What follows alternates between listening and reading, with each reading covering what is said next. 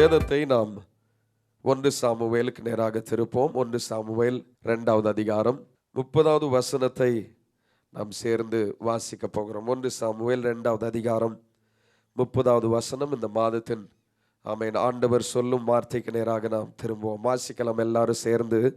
ஆகையால் இஸ்ரவேலின் தேவனாகிய கர்த்தர் சொல்லுகிறதாவது, உன் வீட்டாரும் உன் பிதாவின் வீட்டாரும் என்றைக்கும் என் சந்நிதியில் நடந்து கொள்வார்கள் என்று நான் நிச்சயமாய் சொல்லி இருந்தும் இனி அது எனக்கு தூரமாய் இருப்பதாக.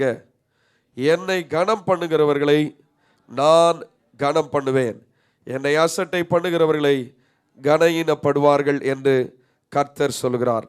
நான் கனம் பண்ணுவேன். ஹல்லேலூயா, பிரைஸ் தி லார்ட். சத்தமா ஒரு ஆமென் சொல்லுமே. ஹல்லேலூயா. ஆண்டவர் உங்களை கனப்படுத்தும் ஒரு மாதம். ஆண்டவர் உங்களுக்கான கனத்தை கொண்டு வரும் மாதம். ஒருவேளை கடந்த பல மாதங்கள் பல வருடங்கள் உங்களுக்கான கனத்தை நீங்கள் பெறாமல் இருப்பீர்கள் என்றால், எந்த நிலையில் நீங்கள் இருந்தாலும் உங்களுக்கான கனத்தை ஆண்டவர் கொண்டு வரப்போகிறார். உங்கள் பிள்ளைகளுக்கான கனத்தை ஆண்டவர் கொண்டு வரப்போகிறார். உங்கள் வேலைகளில் கர்த்தர் கனத்தை கொண்டு வரப்போகிறார். நீங்கள் செய்கிற ஒவ்வொரு காரியத்திலும் கர்த்தர் ஒரு கனத்தை நிச்சயமாய் கொண்டு வருவார் என்பதில் மாற்று கருத்தில்லை. இதுதான் ஆண்டவர் இருதயத்திலே போட்ட ஒரு வார்த்தை, நான் கனம் பண்ணுவேன். ஹல்லேலூயா. எத்தனை பேர் விசுவாசிக்க ஆண்டவர் நம்மை கனப்படுத்துவார்? ஆமென். ஒருவேளை மனிதரால் நீங்கள் கனவீனப்படுத்தப்பட்டிருக்கலாம், மனிதர்கள் எதிர்பார்த்த அளவுக்கு உங்களுக்கான உயர்வை தராமல் இருந்திருக்கலாம். ஆனால் கர்த்தர் சொல்லுகிறார், நான் என் பிள்ளைகளை கனம் பண்ண போகிறேன். I will honor my people. நான் என் பிள்ளைகளை கனப்படுத்துவேன். ஆனால் அதை சொன்ன ஆண்டவர் அதற்கு முன்பதாக ஒரு வார்த்தை சொல்லுகிறார். அதையும் நாம் கவனிக்க வேண்டியதாக இருக்கிறது. அதிலே பாருங்கள், என்னை கனம் பண்ணுகிறவர்களை நான் என்ன செய்வேன்? கனம் பண்ணுவேன். அது ரொம்ப முக்கியமானது. கனம் பண்ணுவேன் என்ற வார்த்தை ஆண்டவர் கொடுத்தார், மிகவும் சந்தோஷம். ஆனால் அதுக்கு முன்பதாக ஆண்டவர் ஒரு வார்த்தை வைத்திருக்கிறார், என்னை கனம் பண்ணுகிறவர்களை நான் என்ன செய்வேன்? கனம் பண்ணுவேன். யார் கனத்தை பெற்றுக்கொள்வார்கள்? யார் அந்த உயர்வை பெற்றுக்கொள்ள போகிறார்கள்? நான் என்ன செய்யும் பொழுது தேவனுடைய கனத்தை நான் பெற்றுக்கொள்வேன் என்பதுதான் கர்த்தர் இந்த காலை நேரத்தில் உங்களோடு இடைப்பட போகிறார். ஒருவேளை ஜனவரி மாதத்திலே நீங்கள் எதிர்பார்த்த ஒரு கனம், நீங்கள் எதிர்பார்த்த ஒரு ஆசீர்வாதம் சற்று தடைப்பட்டு இருக்கலாம், சற்று காலதாமதமாய் இருக்கலாம், எதிர்பார்த்ததை போல சூழ்நிலைமைகள் மாறாமல் இருந்திருக்கலாம். நீங்கள் இந்த பகுதியில் இருந்து ஆசீர்வாதம் வரும் என்று நீங்கள் எதிர்பார்த்திருக்கலாம். ஆனால் கர்த்தர் சொல்கிறார், நான் வந்து அவர்களை கனப்படுத்த போகிறேன், நானே அவர்களை கனப்படுத்த போகிறேன். ஆனால் அந்த கனத்தை நான் பெற்றுக்கொள்ள என்ன செய்ய வேண்டும் என்று காலை நேரத்தில் ஆண்டவர் ஒரு 4 காரியத்தின் மூலமாக நம்மோடு சுருக்கமாக வேகமாக அவர் பேசுவார். நீங்கள் கேட்க போகிறீர்கள். உங்கள் இருதயத்தை திறந்து கொடுப்பீர்கள் என்று நான் விசுவாசிக்கிறேன். வேதத்திலே ஒரு மனிதனுடைய வாழ்க்கைக்கு நேராக நாம் திரும்புவோம். தானியேல் புஸ்தகம், தானியேல் 1வது அதிகாரத்துக்கு நேராக நாம் திரும்புவோம். 4 விதமாக நாம் ஆண்டவரை கனப்படுத்த முடியும். அப்படி நான் கனப்படுத்தும் பொழுது தேவன் என்னை கனப்படுத்துகிறார். தானியேல் 1வது அதிகாரம் 8வது வசனத்துக்கு நேராக நாம் திரும்புவோம். சேர்ந்து நாம் வாசிக்கலாம். 1வது அதிகாரம் 8வது வசனத்தை நாம் சேர்ந்து வாசிக்கலாம். தானியேல் ராஜாவின் போஜனத்தினாலும் அவர் பானம் பண்ணும் திராட்சை ரசத்தினாலும் தன்னை தீட்டுப்படுத்தல் ஆகாது என்று தன் இருதயத்தில் தீர்மானம் பண்ணிக்கொண்டு தன்னை தீட்டுப்படுத்தாதபடி பிரதானிகளின் தலைவனிடத்தில் வேண்டிக் கொண்டான் என்று பார்க்கிறோம். இந்த தானியேல் ஒரு அடிமையாக, ஒரு சாதாரண ஒரு வாலிபனாக தன்னுடைய தேசத்திலிருந்து கொண்டு போகப்படுகிறான். ஒரு அடிமையாக போயிருக்கிறான். யோசித்து பாருங்களேன், அடிமையின் நிலை என்னவாக இருக்கும்னு. அப்படி அடிமையாக போன அவன் அங்கே போகும்பொழுது அந்த தேசத்தில், போன தேசம் பாபிலோன், அந்த தேசத்தில் கர்த்தர் அவனுக்கு ஒரு உயர்வை கொண்டு வருகிறார். ஆனால் அந்த உயர்வு வரும்பொழுது இப்போ இவன் மற்றவர்களை காட்டிலும் சற்று உயர்ந்தவனாக, இவனோடு போன 4 பேரோடு 3 பேரோடு 4 பேர் அந்த உயர்வை பெறுகிறார்கள். உயர்வை பெறும்பொழுது தானியேல் எடுத்த முதல் தீர்மானம் என்றால், என் இருதயத்தினால் நான் கர்த்தரை கனப்படுத்துவேன். சொல்லுங்க எல்லாரும், இருதயத்தினால் கர்த்தரை கனப்படுத்துவேன். பாருங்க, அவன் எடுத்த தீர்மானம் ரொம்ப முக்கியமானது. தன்னை தீட்டுப்படுத்தல் ஆகாது என்று தன் இருதயத்தில் அவன் தீர்மானம் பண்ணி கொண்டான். அப்போ இந்த மாதத்திலே நான் ஆண்டவரை எப்படி கனப்படுத்த முடியும் என்றால், என் இருதயத்தினால் முதலாவது நான் அவரை கனப்படுத்த முடியும். எல்லாம் சொல்லலாம், எப்படி கனப்படுத்த முடியும்? இருதயத்தினால் நான் கர்த்தரை கனப்படுத்த முடியும். கர்த்தர் எதிர்பார்க்கும் கனம் என்ன? சரீர பிரகாரமாய் வெளியில எடுக்கிற எல்லா தீர்மானங்களை காட்டிலும் ஆண்டவர் நம்முடைய இருதயத்திலிருந்து ஆண்டவருக்கான கனத்தை எதிர்பார்க்கிறார். செய்கிற எல்லாவற்றிலும் அவர் எதிர்பார்ப்பது என்னவென்றால், இருதயத்திலிருந்து நாம் கர்த்தரை கனப்படுத்துகிறோமா? வேதத்தில் நாம் வாசித்திருக்கிறோம், தானியேல் புஸ்தகத்திலே தானியேல் ஒரு வெற்றியாளனாக இருந்தான். தானியேல் செய்த காரியம் எல்லாம் ஜெயமாய் மாறிற்று. ஆனால் கர்த்தருக்கு முன்பாக கர்த்தர் அவனை பார்க்கிறார் இல்லை என்கிற எண்ணம் இல்லை, யாரோ ஒருத்தர் சொல்றாங்க இல்லைன்ற எண்ணம் இல்லை. ஆனால் வேதம் சொல்லுகிறது, அவன் இருதயத்திலே தேவனை முதலாவது கனப்படுத்தினான். நீங்கள் எந்த பகுதியில் இருந்தாலும், இந்த பிப்ரவரி மாதத்தில் என்ன காரியங்களை செய்தாலும், நீங்களும் நானும் எடுக்க வேண்டிய தீர்மானங்களில் ஒன்று, என் இருதயம் முதலாவது கர்த்தரை கனப்படுத்தும். ஹல்லேலூயா. பாருங்கள், வாலிப நாட்கள்ல அவனுக்கு பல சந்தோஷங்களை அனுபவிக்க வாய்ப்பு இருந்தது. ராஜாவுடைய போஜனத்தை முன்னாடி வைக்கிறாங்க, ராஜா சாப்பிட்ற ஆகாரத்தை வைக்கிறாங்க. அந்த பாபிலோன் தேசம் ஒரு விக்கிரக தேசம், மதுபானம் நிறைந்த தேசம், இன்னும் அநேக பாவங்கள் நிறைந்த தேசம். அவனுக்கு எல்லா வாய்ப்பும் இருக்கு. யாரும் வந்து கேட்பதற்கு கேள்வி அல்ல, ஏன்பா நீ தீர்மானம் எடுக்கலன்னு யாரும் சொல்ல போறதில்லை. ஆனால் அவனுக்கு ஒன்று தெரிந்தது, என் இருதயத்தினால முதலாவது நான் கர்த்தரை கனப்படுத்த வேண்டும்.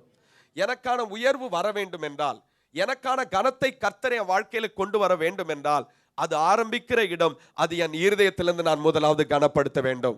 அப்பதான் ஆண்டவர் சொல்லுகிறார், என்னை கனப்படுத்துகிறவர்களை நான் என்ன செய்வேன்? கனப்படுத்துவேன். அப்போ என்னுடைய இருதயம் முதலாவது கர்த்தருக்கு அந்த கனத்தை கொடுக்கும் என்றால், அவர் வெளியரங்கமாய் கனத்தை கொண்டு வருவார். ஆண்டவர் நாம் எதிர்பார்ப்பது போல வெளியரங்கமான கனத்தை நம்முடைய வாழ்க்கையில கொண்டு வர வேண்டும் என்றால், முதலாவது அது நமக்குள்ளிருந்து ஆரம்பிக்க வேண்டும், என்னிலிருந்து ஆரம்பிக்க வேண்டும், நான் எடுக்கிற செயலிலிருந்து ஆரம்பிக்க வேண்டும். தானியேல் அவன் இருதயத்திலே தீர்மானம் எடுத்தான் கர்த்தருக்கு என்று சொல்லி. அதனால்தான் வாசிக்கலாம். அதே தானியேல் 1வது அதிகாரம் 20வது வசனத்தை வாசிக்கலாம். 20வது வசனத்தை எல்லாரும் சேர்ந்து வாசிக்கலாம். ஞானத்துக்கும் புத்திக்கும் அடுத்த எந்த விஷயத்தில் ராஜா அவர்களை கேட்டு விசாரித்தானோ, அதிலே தன் ராஜ்யம் எங்குள்ள சகல சாஸ்திரிகளிலும் ஜோசியரிலும் அவர்களை 10 மடங்கு சமர்த்தராக கண்டான். பாருங்க, இவன் இருதயத்துல ஒரு தீர்மானம் எடுக்கிறான். இருதயத்தினால நான் கர்த்தரை கனப்படுத்துவேன், என் இருதயம் கர்த்தருக்குரியது, என் இருதயம் தேவனுக்குரியது என்று ஒரு தீர்மானம் எடுக்கிறான். அவன் பெற்றுக்கொண்ட ஆசீர்வாதம் எவ்வளவு தெரியுமா? 10 மடங்கு ஆண்டவர் அவனை சமர்த்தனாக மாற்றினார். நீங்க எந்த இடத்துல இருந்தாலும், எந்த குடும்பத்தில் இருந்தாலும், என்ன வேலை செய்து கொண்டிருந்தாலும், ஆனால் நீங்கள் ஒரு தீர்மானம் இருதயத்திலிருந்து கர்த்தரை கனப்படுத்த எடுப்பீங்கன்னா, அவர் 10 மடங்காக அவைகளை கொண்டு வருவார். அவைகள் 10 மடங்கு ஆசீர்வாதம் உங்கள் பிள்ளைகளுக்கு வரும், உங்கள் குடும்பத்துக்கு வரும். நீங்கள் செய்கிற எல்லாவற்றிலும் அதன் ஆசீர்வாதத்தை பெற்றுக்கொள்வீர்கள். ஆனா எனக்கு தெரிந்திருக்க வேண்டிய ஒரு காரியம் என்னன்னா, என் இருதயத்தால நான் எப்பொழுதும் கர்த்தரை கனப்படுத்த வேண்டும். ராஜ்யத்தில் இப்பொழுது எல்லாம் இருக்கிறாங்க. இப்போ இதெல்லாம் சாப்பிடுப்பான்னு அவனுக்கு முன்னாடி இருக்கிறது. இப்போ இவன் சொல்றான், இல்லை இதெல்லாம் எனக்கு வேண்டாம், இது என்னுடைய சரீரத்துக்கு ஒத்து வராது. ஒரு அடிமைதான், மேல இருந்து சொன்னா அவன் கீழ்ப்படிந்தாகணும். ஆனால் அவனுக்கு தெரியுது, நான் இருதயத்தால கனப்படுத்த நான் விட்டுட்டேனா, என்னை ஆண்டவர் எங்கு கனப்படுத்தணுமோ இல்லாம போயிடும். அப்ப பாருங்க, பலர் அவனை வற்புறுத்துகிறார்கள். அங்க இருக்கிற பிரதானி சொல்றான், நீ சாப்பிடுப்பா, நீ சாப்பிட்டீன்னா உன் உடம்புக்கு நல்லது, நீ ஆரோக்கியமா இருப்ப. அதுக்கு அவன் சொன்னான், இல்ல, இந்த தீட்டுப்படுத்துற காரியத்தினால் வருகிற எனக்கு பலன் அல்ல, என் தேவனனை பலப்படுத்துவான் என்று சொன்னான். He knows who the God whom he serve, எந்த தேவனை ஆராதிக்கிறோம் என்பதை அறிந்து வைத்திருந்தான். அப்ப இருதயத்தினால கர்த்தரை முதலாவது கனப்படுத்தினான். இப்ப எல்லாருக்கும் சாப்பாடு கொடுத்து இருக்கிறது போல இவங்களுக்கு நான் வெஜிடேரியன் அல்ல, ஆர்டினரி வெஜிடேரியன். மற்ற எல்லாரும் நல்ல ராஜாவின் போஜனத்தினால சாப்பிட்றாங்க. இவங்க 2 பேருக்கு அங்க இருக்கிறவங்களுக்கு நல்ல ஒரு கம்பேரிசன் இருக்கு. இவங்க தீர்மானம் எடுத்த ஒரு 4 பேர், அங்க இருக்கிற எல்லாரும் அந்த ராஜ்யத்தில் இருக்கிற வாலிபர்கள். இப்ப இவங்க நாட்கள் செல்லுகிறது, இவங்க நேரம் வந்தது. ராஜாக்கு முன்னாடி நிற்கும்பொழுது யார் இருதயத்திலே தேவனை கனப்படுத்தினார்களோ அவர்கள் விசேஷித்தவர்களாக இருந்தார்கள். அப்போ என் வாழ்க்கையில நான் ஒரு பெரிய விசேஷமான ஆசீர்வாதத்தை பெற்றுக்கொள்ள, 10 மடங்கு ஆசீர்வாதத்தை பெற்றுக்கொள்ள, 10 மடங்கு கர்த்தர் என்னெல்லாம் வைத்திருக்கிறாரோ அவைகளை பெற்றுக்கொள்வதற்கு என்னுடைய வாழ்க்கையில் ஆரம்பிக்கப்பட வேண்டிய இடம் இருதயத்திலிருந்து அந்த கனத்தை நான் கர்த்தருக்கு கொடுக்க வேண்டும். நீங்க எந்த பகுதியில் இருக்கீங்கன்னு தெரியல, ஆனா ஆண்டவருக்கு உங்கள் இருதயத்தினால் நல்ல ஒரு கனத்தை ஏற்படுத்த நீங்கள் தீர்மானம் எடுக்க வேண்டும். தீர்மானம் என்பதுதான் நம்முடைய வாழ்க்கையிலே அடுத்த நிலைக்கு நம்மை கொண்டு போகும். சாதாரண ஒரு அடிமையாய் போனவன், ஒரு செல்வந்தன் அல்ல, எல்லா ஆசீர்வாதத்தை இருக்கும் பொழுது தனக்குள் தீர்மானம் எடுக்கல, தனக்குள் ஒன்றும் இல்லாத பொழுதும் அவன் இருதயத்திலே தேவனை கனப்படுத்தினார். உங்கள் வாழ்க்கையில கூட இருதயத்தின் மூலமாய் நீங்கள் எடுக்கும் அந்த தீர்மானம் கர்த்தருக்கு கனத்தை கொண்டு வரும் என்றால் வெளியரங்கமாய் மற்றவர்களுக்கு முன்பதாக கர்த்தர் உங்களை கனப்படுத்துவார். ஆண்டவர் சொல்கிறார், என்னை கனப்படுத்துகிறவர்களை நான் கனப்படுத்துவேன். ஆண்டவரை கனப்படுத்தாமல் ஒரு ஆசீர்வாதத்தை என்னால் பெற்றுக்கொள்ள முடியாது. அதை நான் நல்லா தெரிஞ்சுக்கணும். நாம் ஒருவேளை நம்முடைய தேவன் நம்மை ஆசீர்வதிக்கிறவர், நல்லது. ஆனால் அவர் ஆரம்பிக்கிற இடம் எங்கிருந்தால் இருதயத்திலிருந்து ஆரம்பிக்கிறார். நம்முடைய வாழ்க்கையின் ஆசீர்வாதம் ஆரம்பிக்கிறது இருதயத்திலிருந்து. கர்த்தர் ஆரம்பிக்கிறார். ஆகையால் இந்த 2வது மாதத்துக்குள் கடந்து போகிற என் அருமையான சகோதரனே, சகோதரியே, இருதயத்திலே ஒரு தீர்மானம். நான் என் இருதயத்தினால் என் கர்த்தரை கனப்படுத்துவேன். எல்லாம் சேர்ந்து சொல்லலாமா? நான் என் இருதயத்தினால் கர்த்தரை கனப்படுத்துவேன். சத்தமா ஒரு அல்லேலூயா சொல்லலாமே. ஹல்லேலூயா. 10 மடங்கு ஆசீர்வாதம். நல்ல ஆகாரம் சாப்பிட்டவங்களுக்கும் ஆண்டவருக்கு தீர்மானம் எடுத்தவர்களுக்கும் ஒரு வித்தியாசத்தை ஆண்டவர் காண்பித்தார். ஒருவேளை இன்னைக்கு உங்க சூழ்நிலைமை மற்றவங்களுக்கு முன்பதாக ஒரு சுருங்கினது போல தெரியலாம். ஒருவேளை தானியேலை போல பைத்தியக்காரத்தனமான தீர்மானமா இருக்கலாம். அங்க இருந்தவங்களாம் என்ன பேசியிருப்பாங்க தெரியுமா? ஆமா, நம்ம இவ்வளோ நான் வெஜிடேரியன் சாப்பிட்றோம், ராஜாவின் மதுபானத்தை எல்லாம் சாப்பிட்றோம், அதனால தான் மிலிட்ரியிலலாம் அவங்களுக்கு டயர்டு தெரியக்கூடாதுன்னு ஒரு பெக்கு கொடுப்பாங்க. ரொம்ப தூரம் நடந்தால் களைத்து போயிடுவாருன்னு. அப்போ தான் ஒரு நாள் ஒரு பெற்றோருடைய அவங்க பையன் வந்து டாக்டராக இருக்கிறான் மிலிட்ரியில். அப்போ அவர் சொன்னார், போகும்போது இவன் நல்லா தான் போனான், இவனுக்கு எந்த பழக்கமும் கிடையாது. ஆனால் இப்போ பார்த்தீங்கன்னா அவன் அந்த குடி பழக்கத்தினால மூழ்கிட்டான். காரணம் என்னன்னா, உடல் வலி இருக்கக்கூடாதுன்னு கொடுத்து அதை குடிச்சு இன்னைக்கு முக்காவாசி அவன் குடிகாரனாவே மாறிட்டான். ஒரு நல்ல பையன், கர்த்தருக்கென்று பயந்த பையன், தேவனுக்கென்று ஆராதிக்கக்கூடிய ஒரு பையன், அவனுடைய நிலை இன்றைக்கு மாறினது, ஒரு குடிகாரனா மாறிட்டான். இப்ப கர்த்தரையும் ஆராதிக்கிறான், குடிக்கவும் செஞ்சுக்கிறான். இதுதான் அவனுடைய நிலை. ஆனால் நம்முடைய வாழ்க்கையிலே நமக்கு தெரிந்திருக்க வேண்டிய ஒன்று, நான் இருதயத்திலிருந்து கர்த்தரை கனப்படுத்துவேன் என்றால் வெளியரங்கமாய் கர்த்தர் கனப்படுத்துவார். உங்க குடும்பம் எந்த நிலையில் இருந்தாலும் இன்னைக்கு ஆண்டவருக்கு ஒரு தீர்மானம். ஆண்டவரே, என் இருதயத்தினால், நாங்கள் எங்கள் குடும்பமாக இருதயத்தினால் உம்மை முதலாவது கனப்படுத்துவோம். அதனால்தான் நீதிமொழிகள்ல 23வது அதிகாரம் 26வது வசனத்திலே சாலமோன் சொல்கிறார், ஆண்டவர் கேட்கும்போது கேட்கிறார், என் மகனே, என் மகளே, உன் இருதயத்தை எனக்கு என்ன செய்? தா. உன் இருதயத்தை எனக்கு தா. வேற ஒண்ணு நான் கேட்கல, நீ இருதயத்தினால என்னை கனப்படுத்து. உனக்கு என்ன ஆசீர்வாதம் வேணும் நான் தரேன். இந்த 2வது மாதத்துல நீ எதை எதிர்பார்க்கிற என்கிட்ட? ஆண்டவரே, இந்தந்த ஆசீர்வாதம் எல்லாம் ரொம்ப நாளா என் வாழ்க்கையில வரல, நீ உன் இருதயத்திலிருந்து ஆரம்பிப்பா, அது முடியும் போது ஆசீர்வாதமாய் கர்த்தர் மாற்றுவார். இன்னைக்கு ஒரு தீர்மானம், 2வது மாதத்துல, ஆண்டவரே, என் இருதயத்தினால நான் உங்களை கனப்படுத்துவேன். ஆண்டவரே, ஒருவேளை கடந்த நாட்கள்ல ஏதோ தெரியாம சில காரியங்கள் நான் இருதயத்துல இந்த தானியேலை போல தீர்மானம் எடுத்திருக்கணும், நான் விட்டுருப்பேனா?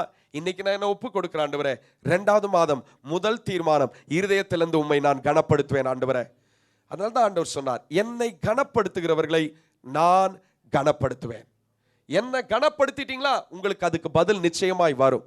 அதனால இன்னைக்கு அந்த குடும்பமாக, தனிப்பட்ட நபராக நீங்க எடுக்கணும். ஆண்டவரே, நிச்சயமா நான் உங்களை கனம் பண்ணுவேன். ஆண்டவரே, ஒருவேளை சில வேளைகளில் நான் கொஞ்சம் தவறி இருக்கலாம், மாம்சத்தில் நீங்கள் தவறி இருக்கலாம். ஆனா எல்லா நாளும் அல்ல.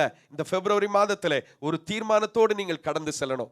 இந்த நாட்களை ஒவ்வொரு நாளும் சந்திக்கும் போது, என் இருதயத்திலிருந்து உங்களை நான் கனப்படுத்துவேன் என்கிற வார்த்தை ஒவ்வொரு நாளும் உங்கள் இருதயத்துல ஒரு விதையாக விதைக்கப்படுவதாக. என்னை கனப்படுத்துகிறவர்களை நான் கனப்படுத்துவேன். I will honor those who honor me. நான் தர காரியம் அது வெளியரங்கமா இருக்கும். நீங்க செய்ய போறது உள்ளானது, ஆனா அவர் செய்ய போது வெளியரங்கமாய் செய்வார். ஆகையால் இந்த காலை நேரத்தில் ஒரு தீர்மானத்தோடு நாம் கடந்து செல்ல போகிறோம். 2வது பாருங்கள், ஆண்டவர் எப்படிப்பட்ட கனத்தை அதே தானியேல் வாழ்க்கையில அவர் ஏற்படுத்தினார் என்று. 2வது, அவர் கொடுத்திருக்கிற தாளந்துகளால் நாம் ஆண்டவரை கனப்படுத்தலாம். வாசிக்கலாம் 2வது அதிகாரம், அதே தானியேல் 30வது வசனத்தை எல்லாரும் சேர்ந்து வாசிக்கலாம். 30வது வசனத்தை வாசிக்கலாம். உயிரோடு இருக்கிற எல்லாரை பார்க்கிலும் எனக்கு அதிக ஞானம் உண்டென்பதனாலே அல்ல, அர்த்தம் ராஜாவுக்கு தெரிய வரவும் உம்முடைய இருதயத்து நினைவுகளை நீர் அறியவும் இந்த மறைப்பொருள் எனக்கு வெளியாக்கப்பட்டது. இப்ப பாருங்க, முதலாவது இருதயத்திலிருந்து கர்த்தரை கனப்படுத்தினார். 2வது, ஆண்டவர் நமக்கு தந்திருக்கிற தாளந்துகளினால் நாம் ஆண்டவரை கனப்படுத்த வேண்டும். ஆமேன். ஆண்டவர் தாளந்து தந்திருக்கிறார்னு சொல்றவங்க ஒரு ஆமேன் சொல்லுங்களேன். இப்ப எல்லாருக்கும் கொடுத்திருக்கிறார், எல்லாருக்கும் கொடுத்திருக்கிறார், அதுல ஒன்றும் சந்தேகம் இல்லை. ஆனால் ஆண்டவர் இங்க பாருங்க, 5 தாளந்து, 10 தாளந்து, 1 தாளந்து, இப்படி என்ன பண்ணியிருக்காருன்னா கேட்டகரி பிரிச்சிருக்கிறார். ஆனா அதுல யாருக்குமே தாளந்து இல்லாம என்ன செய்யல, இல்ல, எல்லாருக்கும் கொடுத்திருக்கிறார். 1 தாளந்து, 5 தாளந்து, 10 தாளந்து, எல்லாருக்குமே தாளந்துகளை கொடுத்திருக்கிறார். அப்ப ரெண்டாவது, நம்முடைய வாழ்க்கையில இந்த மாதம் கர்த்தரிடத்திலிருந்து நான் கனத்தை பெற்றுக்கொள்ள வேண்டும் என்றால் எனக்கு கொடுத்திருக்கிற தாளந்துகளினால் நான் கர்த்தரை கனப்படுத்த வேண்டும். முதலாவது இருதயத்திலிருந்து கனப்படுத்த வேண்டும். இரண்டாவது, உங்கள் தாளந்துகளினால் கர்த்தரை கனப்படுத்த நீங்கள் ஆண்டவருடைய சமூகத்திலே நீங்கள் கர்த்தரை கனப்படுத்தும்படி ஆமென் அன்பாய் கேட்கிறேன். கவனிங்கள், இப்ப இவனுடைய வாழ்க்கையில ஒரு நாள் காலையில இவங்க நல்ல தீர்மானம் எடுத்து இப்ப கொஞ்சம் உயர்ந்துட்டான். ஒரு நாள் காலையில தூங்கிட்டு இருக்கும்போது தூக்கத்துல நடு ராத்திரியில நேபுகாத் நேச்சர் அந்த ராஜா, அந்த தேசத்து ராஜா தூங்கிட்டு இருக்கார். தூங்கும்போது அவருக்கு தூக்கம் கலைஞ்சிருச்சு. ஏன்னா அவர் ஒரு சொப்பனத்தை பார்க்கிறார். அந்த சொப்பனத்தை பார்த்து முடிக்கும் போது அவருக்கு ஒண்ணுமே புரியல. இப்போ உடனே எந்திரிச்சிட்டார். தூக்கம் வரல. அதுக்கு மேல என்ன செய்யறதுன்னு தெரியல. தேசத்துல இருக்கிற எல்லாரையுமே கூப்பிட்டார். ஞானிகள், ஆசாரியர்கள் மற்றும் அங்க குறி சொல்றவங்க, தேசத்துலன்னா எல்லாரும் இருப்பாங்க. அவங்க எல்லாரையும் கூப்பிட்டார். கூப்பிட்டு சொன்னாரு, இந்த மாதிரி நான் தூங்கிட்டு இருந்தேன். தூங்கிட்டு இருக்கும்போது திடீர்னு எனக்கு ஒரு தூக்கம் எனக்கு கலைஞ்சிருச்சு. ஆனா நான் ஒரு கனவு சொப்பனத்தை பார்த்த மாதிரி இருக்கு, ஆனா பார்க்காத மாதிரியும் இருக்கு. இப்ப நீங்க என்ன செய்யணும்னா அந்த சொப்பனத்தையும் சொல்லணும். அந்த சொப்பனத்துக்கு என்ன செய்யணும்? சாதாரணமா என்ன செய்யலாம்? உடனே அங்க இருக்கிறவங்க எல்லாம் சொல்றாங்க, ராஜா நீங்க சொல்றது உங்களுக்கே கொஞ்சம் யோசித்து பாருங்களேன். நீங்க சொப்பனத்தை சொன்னீங்கன்னா நாங்க என்ன செய்யறோம்? எல்லாம் சொல்லுங்க. நாங்க என்ன செய்யறோம்? விளக்கத்தை சொல்றோம். இப்ப ராஜா சொல்றாரு, இல்லப்பா நான் ஒரு சொப்பனம் பார்க்கிற மாதிரி தான் இருந்தது, ஆனா பார்க்கல. ஆனால் நீங்க தான் சொப்பனத்தையும் சொல்லணும், விளக்கத்தையும் சொல்லணும். அங்க இருக்கிறவங்க எல்லாம் பேசியிருப்பாங்க. என்ன பேசியிருப்பாங்க தெரியுமா? நம்ம ராஜா நேத்து வரைக்கும் எப்படி இருந்தாரு? நல்லா இருந்தாரு. இன்னைக்கு இப்படி மாறிட்டாரு. ஒரே ஒரு நைட்டுக்குள்ள இப்படி மாறிட்டாரு. இது சாத்தியமா? இது இப்படியெல்லாம் சாத்தியப்படுமா? அப்போ ராஜா சொல்றாரு, இல்லப்பா நீங்க சொல்லணும், சொப்பனத்தையும் சொல்லணும், சொப்பனத்துக்கு விளக்கத்தையும் சொல்லணும். இதை ரெண்டுத்தையும் சொல்ல முடியலன்னா நீங்க ஒருத்தரும் இங்க இருக்க மாட்டீங்க. இப்ப எப்படி இருக்கும் யோசிச்சு பாருங்க. இந்த மாசத்துல இந்த நாள்ல இத்தனாம் தேதிக்குள்ள நீ சொப்பனத்தையும் சொல்லணும், நான் யோசித்ததையும் சொல்லணும், அதுக்கான அர்த்தத்தையும் சொல்லணும். இங்க இருக்கிறவங்களாம் ஒன்றும் புரியல, என்ன செய்யறதுன்னு தெரியல, ஒரே குழப்பம் தேசத்துக்குள்ள. இப்ப எல்லாம் ஓடிட்டு இருக்காங்க. ஒரு நாள் வந்தது, எல்லாரையும் பிடிச்சி போட்டு எல்லாரையும் கொலை பண்ணுங்கன்னு சொல்லி ராஜா உத்தரவு போட்டார். யாருமே சொல்லல.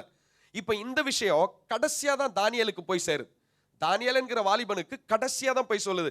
எல்லார் மத்தியில அவன் கூப்பிடப்படல.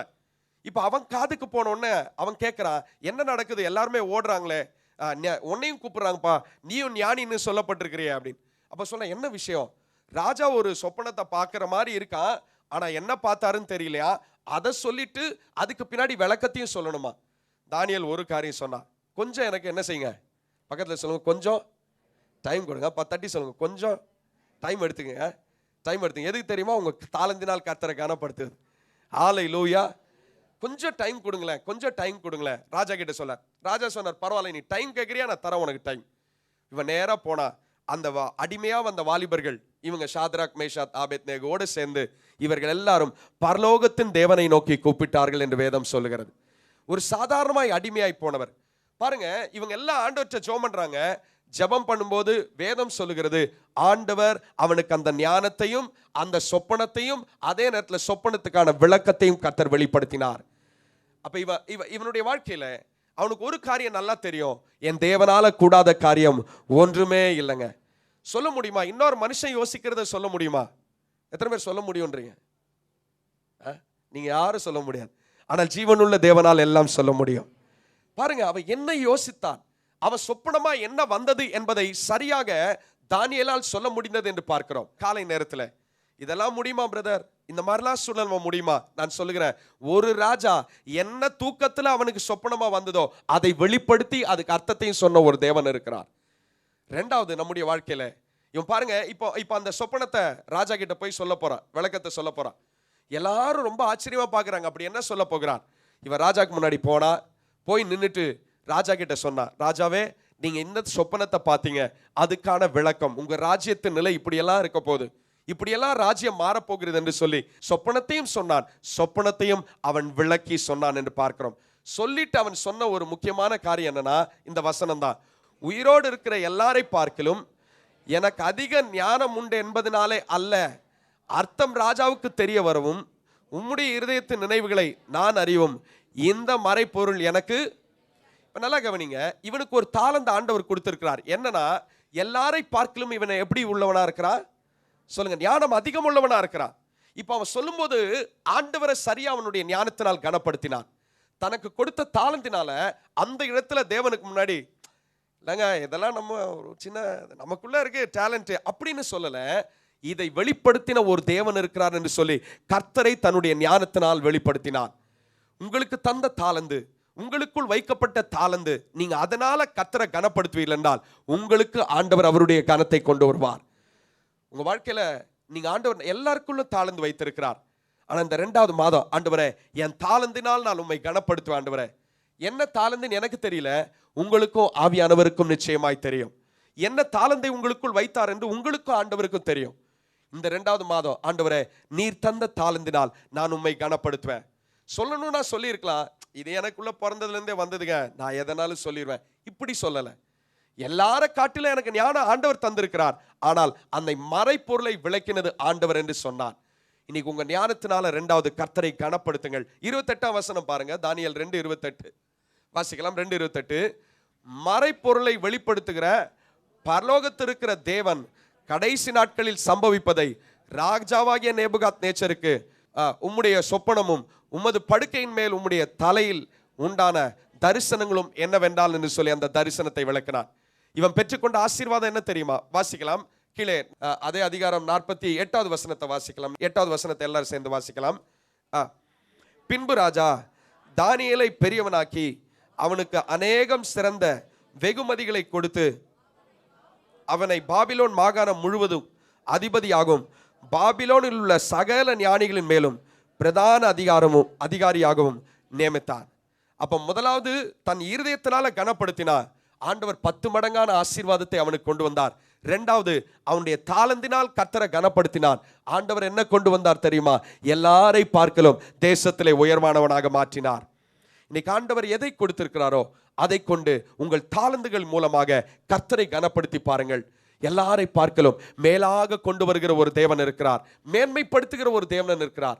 அதனால்தான் யோசுவா பார்த்து ஆண்டவர் சொன்னார், இன்று எல்லாருடைய கண்களுக்கு முன்பாக நான் உன்னை என்ன செய்வேன் என்றால் மேன்மைப்படுத்துவேன் என்று சொன்னார். அப்ப என்னுடைய தாளந்துகளால் நான் கர்த்தரை மேன்மைப்படுத்துவேனா? அவர் எனக்கு ரிப்ளை பண்றது எப்படி பண்ணுவார்னா, எப்பவுமே ஆண்டவர் பொதுவாகத்தான் செய்வார். எதை அவனை மறைந்து செய்யல. இவன் எதெல்லாம் ஆண்டவருக்கு இருதயத்திலிருந்து செய்தானோ அதை வெளியரங்கமா கொண்டு வந்து அவனை மேன்மைப்படுத்தினார். அதே போல இவன் இருதயத்தின் தாளந்தினால, 2வது அவனுக்கு கொடுக்கப்பட்ட தாளந்தினால கர்த்தரை மகிமைப்படுத்தினான். ஆண்டவர் சகல பிரதானிகளிலும் அவனை உயர்வாக கொண்டு வந்தார். 3வது அவனுடைய வாழ்க்கையிலே நாம் 3வது எதனால கர்த்தரை நாம் கனப்படுத்த வேண்டும் என்று பார்க்கிறோம். வாசிக்கலாம். தானியேல் 6வது அதிகாரத்துக்கு நேராக திரும்புவோம். தானியேல் 6வது அதிகாரம் வாசிக்கலாம். 10வது வசனம் எல்லாருக்கும் தெரிந்த ஒரு வசனம் தான், சேர்ந்து நம்ம வாசிக்கலாம். தானியேல் 6வது அதிகாரம் 10வது வசனம் சேர்ந்து வாசிக்கலாம். தானியேலோ வென்றால் அந்த பத்திரத்துக்கு கையெழுத்து வைக்கப்பட்டது என்று அறிந்த போதிலும் எருசலேமுக்கு நேராக பலகணிகள் திறந்திருக்க அங்கே தான் முன் செய்து வந்தபடியே தினம் 3 வேளையும் தன் தேவனுக்கு முன்பாக முழங்கால் பணியிட்டு ஜெபம் பண்ணி ஸ்தோத்திரம் செலுத்தினான். 3வது நேரத்தினால் கர்த்தரை கனப்படுத்தினான். ஆமென். நல்லா சொல்லுவோம். எதுல கனப்படுத்தினான்? நேரத்தினால் கர்த்தரை கனப்படுத்தினான். முதலாவது இருதயத்திலிருந்து கர்த்தரை கனப்படுத்தினான். 10 மடங்கான சாமர்த்தியவனாக கர்த்தர் மாற்றினார். 2வது தன்னுடைய தாளந்தினால் ஆண்டவரை கனப்படுத்தினான். ஆண்டவர் தேசத்துல காட்டில எல்லாரிலும் உயர்வாக கொண்டு வந்தார். இப்போ ரொம்ப பொறாம வந்துருச்சு. எல்லாம் சொல்றாங்க, என்னப்பா இவன் ஒரு அடிமையா வந்தான்ப்பா, ஒண்ணுமே இல்லாம வந்தான், ட்ரெஸ் கூட போடுறதுக்கு இல்லாம வந்தான், மாற்று வஸ்திரம் இல்லாம வந்தான், இவ்வளோ மோசமா வந்தவன் இன்னைக்கு நமக்கெல்லாம் அதிபதியா மாறிட்டானே. இவங்களுக்குள்ள நிறைய பொறாம இருந்ததுங்க. இன்னைக்கு கூட கர்த்தர் உங்களை கனப்படுத்தும் போது நிச்சயமாய் உங்களுக்கு எதிராக பொறாமைப்படுகிறவர்கள் இருப்பார்கள், பொறாமப்படுறவங்க இருப்பாங்க. என்ன இது படிப்படியா கொஞ்சம் இப்படின்றதுக்குள்ள இவ்வளோ உயர்வு வருது, இவ்வளோ ஆசீர்வாதம் வருது, இதெல்லாம் பார்க்கிற ஒரு தேவன் இருக்கிறார். இப்போ இவனுக்கு எதிராக அதே போல சூழ்ச்சிகள் நடக்கிறது. இவனை எப்படியாவது சிங்கக்கெபியில போட்டு இவனை முடித்து விட வேண்டும், இவனை காலி பண்ணிடணும், இருக்க வைக்க கூடாது என்பதுதான் அங்க இருக்கிறவங்களுடைய எண்ணம். ஏன்னா பொறாம தாங்க முடியல, எல்லாருக்கும் அதிபதியா மாறிட்டான். இப்போ ஆனால் வேதம் சொல்லுகிறது, அவனுக்கு எதிராக பத்திரம் என்பது ஒண்ணு கையெழுத்து போடப்பட்டுருச்சு. என்ன பத்திரம்னா, யாருமே அந்த நாட்கள்ல அந்த பாபிலோன்ல இருக்கிற ராஜாவைத்தான் வணங்கணும், இப்படிதான் இருந்தது அந்த சட்டம். ஆனா இவங்க கண்டுபிடித்த குற்றம் அவனுடைய ஆராதனையில் கண்டுபிடித்தார்கள். இவன் ஜீவனுள்ள தேவனை ஆராதித்தான். இப்ப போய் ராஜா கிட்ட சொல்றாங்க, ராஜாவே நம்ம தேசத்துல ஒரு சட்டம் இருக்கு, உங்களை தவிர ஆராதிக்க கூடாது வேற யாரையும்.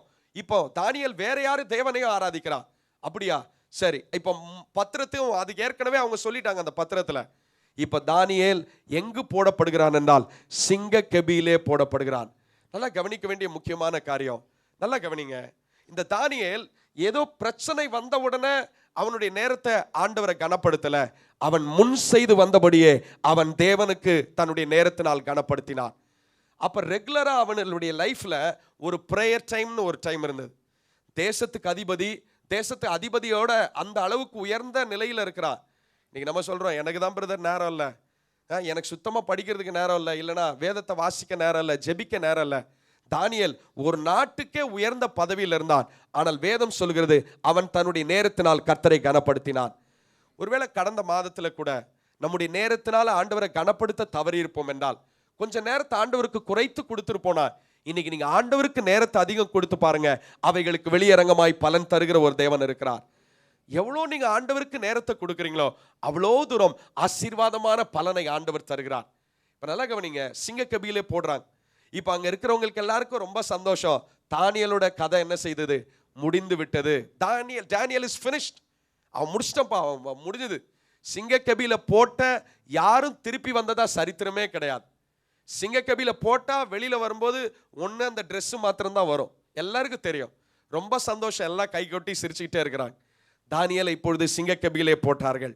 போடும்பொழுது தானியேலுக்கு ஒன்று நல்லா தெரியும், நான் ஆண்டவருக்கு நேரத்தினால கனப்படுத்தி இருக்கிறேன், என்னை வெளியே நிச்சயமாய் அவர் கொண்டு வருவார், ஜீவனோடு வெளியே கொண்டு வருவார் என்ற முழு நம்பிக்கை அவனுக்கு இருந்தது. நீங்க கூட ஆண்டவருக்கு என்று நேரத்தை அதிகமா செலவு பண்ணும்போது நான் சொல்லுகிறேன், எப்படி ஆண்டவர் சிங்கங்களின் வாய்களை கட்டினார். இதுவரைக்கும் சரித்திரத்தில் எப்படிலாம் நடக்குமா பிரதர்? நடந்தது. வேதத்தில் எழுதப்பட்டவைகள் பொய் அல்ல. இன்னைக்கு உங்களுக்கு எதிராக பலர் பேசலாம், பலர் பொறாமையின் வார்த்தைகளை சொல்லலாம், பலர் உங்களை சபிக்கலாம். ஆனால் நான் சொல்லுகிறேன், சிங்கங்களின் வாய்களை கட்டுகிற ஒரு தேவன் இருக்கிறார். உங்களுக்கு எதிராக பேசுகிறவருடைய வாய்களை கட்டுகிற ஒரு தேவன் இருக்கிறார். அப்போ சிங்கங்களை உள்ள போடும்பொழுது தனி மனிதனா போனா, வெளியே வரும்போது எல்லாரும் எதிர்பார்த்தது அவனுடைய டெட் பாடியை. ஆனால் வேதம் சொல்லுகிறது தானியேல் எப்படி போனானோ அப்படியே வெளியிலே வந்தான் என்று பார்க்கிறோம். ஹல்லேலூயா. நீங்க ஆண்டவருக்கு என்று நேரத்தை செலவுப்படுத்துவீங்கன்னா இப்பொழுது அவன் ஜீவனோடு வெளியே வந்தான். நல்லா யோசித்து பாருங்க. சிங்க கெபியிலே போடும்போது சிங்கம்லாம் ரொம்ப பசியா காத்திருக்கு, ஏதோ ஒரு நல்ல ஆகாரம் வருதுன்னு. ஆகாரத்தை பார்க்க தான் முடியுது, சிங்கத்தால் என்ன செய்ய முடியல? சாப்பிட முடியல. இன்னைக்கு மற்றவங்களால உங்களை பார்த்து பேச தான் முடியுங்க, அதை தவிர ஒன்றும் செய்ய முடியாது. சிங்கங்களின் வாய்க்கு தப்புவித்த ஒரு ஜீவனுள்ள தேவன் இருக்கிறார். ஹல்லேலூயா. சத்தமா ஒரு ஹல்லேலூயா சொல்லலாமா? நேரத்தினால கர்த்தரை கனப்படுத்தினான். தனக்கு எல்லா நேரத்தில் இருக்கும் போதும் அவன் போய் செபித்தான். வேதம் சொல்லுகிறது தானியேல் 9:2 அவன் புஸ்தகத்தின் மூலமாய் பல காரியங்களை அறிந்து கொண்டான். எந்த புஸ்தகம்? வேத புஸ்தகத்தினால் கர்த்தரை குறித்து அறிந்து கொண்டான், அந்த சிறையிருப்பை குறித்து அறிந்து கொண்டான் என்று சொல்லி அவன் அந்த நாட்களிலே போடப்பட்டிருக்கிறது. அப்ப யோசித்து பாருங்க, தனக்கு கிடைத்த நேரத்தை கர்த்தருக்கென்று அவன் கனப்படுத்தினான். இன்னைக்கு கூட நமக்கு ஆண்டவர் நிறைய நேரத்தை தருகிறார். உங்களுக்கு எனக்கு ஆண்டவர் நிறைய நேரத்தை தருகிறார். நேரம் இல்லைன்னு இல்லை, எல்லாருக்கும் 24 மணி நேரத்தை தருகிறார். ஆனால் மூன்றாவது நான் எடுக்க வேண்டிய தீர்மானம், கர்த்தரனை வெளியரங்கமாய் கனப்படுத்த வேண்டும் என்றால் இன்றைக்கு நீங்கள் எடுக்க வேண்டிய மூன்றாவது தீர்மானம் என்னன்னா, ஆண்டவரே நான் என்னுடைய நேரத்தினால் உம்மை என்ன செய்வேன்? எல்லாம் சொல்லுங்க, நேரத்தினால் உம்மை கனப்படுத்துவேன். ஆண்டவரே நேரத்தினால நான் கனப்படுத்துவேன். ஆண்டவரே என்னை கனப்படுத்துகிறவர்களை நான் கனப்படுத்துவேன். அந்த ஒரு வார்த்தையில நீங்க பிடித்துக் கொள்ளுங்கள். ஆண்டவரே என் இருதயத்தினால முதலாவது நான் கனப்படுத்துவேன். ஆண்டவரே இரண்டாவது என்னுடைய தாளந்துகள், நீர் என்னெல்லாம் எனக்கு கொடுத்தீரோ அதனால நான் உம்மை கனப்படுத்துவேன். வேதத்துல ஏற்கனவே நான் கடந்த நாட்கள் சொன்ன போல ஒரு ஸ்திரீ இருந்தா, அவர் ஒரு விபச்சார ஸ்திரீ. அவளுக்கு தலையிலே போட வேண்டிய அந்த பரிமள தைலம், விலையேற பெற்ற பரிமள தைலம், அதை கொண்டு வந்து எங்க போட்டானா, ஆண்டவருடைய பாதத்திலே அவள் ஊற்றினாள். அவருடைய தலையிலிருந்து கீழே வரைக்கும் ஊற்றினார். எல்லாம் சொன்னாங்க, இவ்வளோ பெரிய விலை கூர்னதை போய் அவன் மேல ஊற்றாலே. ஆண்டவர் சொன்னார், இல்லைங்க, எங்கெல்லாம் இவ பிரசங்கிக்கப்படுகிறாரோ அங்கெல்லாம் இவள் சிறந்தவளாக காணப்படுவாள் என்று ஆண்டவர் சொன்னார். நீங்க உங்க தாளந்த கர்த்தருக்குன்னு கொடுப்பீங்கன்னா, அவளுக்கு இருந்தது வேற ஒண்ணு இல்லை, என்கிட்ட இருந்தது சிறந்தது, அதை ஆண்டவருடைய பாதத்திலே வந்து ஊற்றினாள். உங்க தாளந்துகளால் கர்த்தரை கனப்படுத்துங்கள். மூன்றாவது, உங்கள் நேரத்தினால் கர்த்தரை கனப்படுத்துங்கள். தானியேல் முன் செய்து வந்தபடியே அவன் ஜெபித்தான். அவனுக்கு அப்பதான் பிரச்சனை நேரத்தை எளிதாக சமாளிக்க முடியும். நான் முன்னாடியே நேரத்தை தேவனுக்கு என்று கொடுத்திருப்பேனா, பிரச்சனை நேரத்திலோ I can be all right. பிரச்சனை நேரத்தில் எனக்கு தெரியும், எனக்கு ஒரு தேவன் இருக்கிறார்ப்பா, எவ்வளோ சூழ்நிலைமை மாறினாலும் அவர் என்னை நடத்தி செல்வார். அந்த விசுவாசத்தோடு நீங்கள் கடந்து செல்ல வேண்டும். நேரத்தினால கனப்படுத்துங்கள். கடைசியாக ஒரே ஒரு வசனத்தை, ஒரு காரியத்தை நம் வசனத்தை வாசித்து நாம் அப்படியே நிறைவு செய்யலாம். நீதிமொழிகள் 3வது அதிகாரம் 9ஆம் வசனம் எல்லாரும் சேர்ந்து வாசிக்கலாம். உங்கள் பொருளாலும் உன் எல்லா விளைச்சலின் முதற் பலனாலும் கர்த்தரை கனம் பண்ணு. ஆமென். அல்லேலூயா. இதை கேட்டோன்னே ரொம்ப சோர்ந்து போயிட்டீங்களே. ஹல்லேலூயா. Praise the Lord. நான்காவதாக நான் எதனால கனப்படுத்தலானா, கர்த்தர் தந்த எல்லாவற்றிலிருந்து ஆண்டவருக்கென்று சிறந்ததை கொடுக்கலாம். கர்த்தர் உங்களை ஆசீர்வதிப்பாராக. ஆமென்.